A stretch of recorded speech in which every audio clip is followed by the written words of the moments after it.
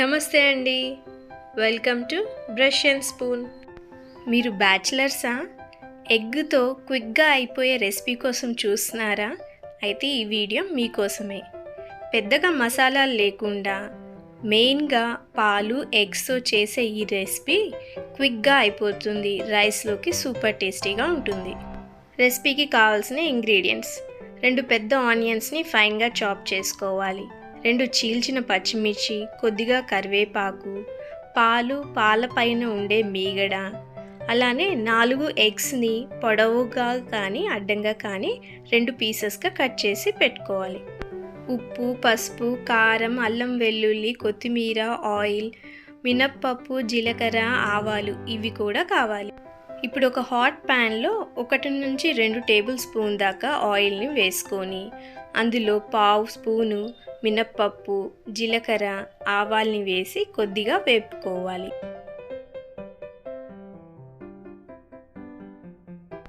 Medium ఫ్లేమ్లో ఆనియన్స్ని కూడా వేపుకోవాలి. ఆనియన్స్ కొద్దిగా వేగాక పచ్చిమిర్చి, కరివేపాకును కూడా వేసుకొని అది కూడా వేపుకోవాలి. కూరకు సరిపడా ఉప్పు, కొద్దిగా పసుపు వేసుకొని వేపుకోవాలి. ఉల్లిపాయలు మెత్తగా అయ్యాక 1 స్పూన్ దాకా అల్లం వెల్లుల్లి పేస్ట్ని వేసుకొని దాని పచ్చివాసన పోయే వరకే వేపుకోవాలి. ఇప్పుడు కొద్దిగా కారం కూడా యాడ్ చేసుకోవాలి. ఈ రెసిపీకి 4 ఎగ్స్ని యూజ్ చేస్తున్నాను. కాబట్టి 400 ml దాకా పాలపైన ఉండే మీగడని వేసుకుంటున్నాను. అలానే పాలని లో ఫ్లేమ్ మీద 2-3 పొంగులు వచ్చేటట్టు చూసుకోవాలి. మధ్యలో కలుపుతూ ఉంటే మీగడ ఫామ్ అయ్యి అది స్మూత్ కన్సిస్టెన్సీని ఇస్తుంది. ఇప్పుడు ముందుగా కట్ చేసుకున్న ఎగ్స్ని ఈ కూరలో వేసుకోవాలి. వీడియోలో చూపిస్తున్నట్టు పచ్చి సొనని కింద వైపుగా అంటే కూరలో మునిగేటట్టుగా వేసుకుంటే అది కూరలో ఫ్లేవర్స్ని అబ్జర్వ్ చేసి చాలా టేస్టీగా ఉంటాయి.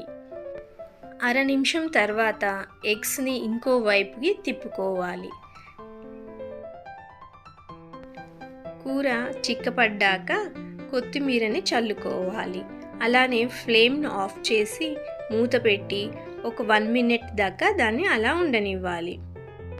మ్యాక్సిమం 10 మినిట్స్లో అయిపోయే ఈ రెసిపీ రైస్లోకి చాలా బాగుంటుంది. ఇది లంచ్ బాక్స్ రెసిపీలా కూడా యూజ్ చేయొచ్చు. ఫ్రెండ్స్, ఎంతో క్విక్గా అయిపోయే ఈ రెసిపీని డెఫినెట్గా ట్రై చేయండి. మీకు ఎలా వచ్చిందో నాకు కమెంట్ చేయండి. మీరు ఛానల్ని సబ్స్క్రైబ్ చేశారా? అయితే ఛానల్ని సబ్స్క్రైబ్ చేసి మన ఛానల్ని సపోర్ట్ కూడా చేయండి. Thank you for watching.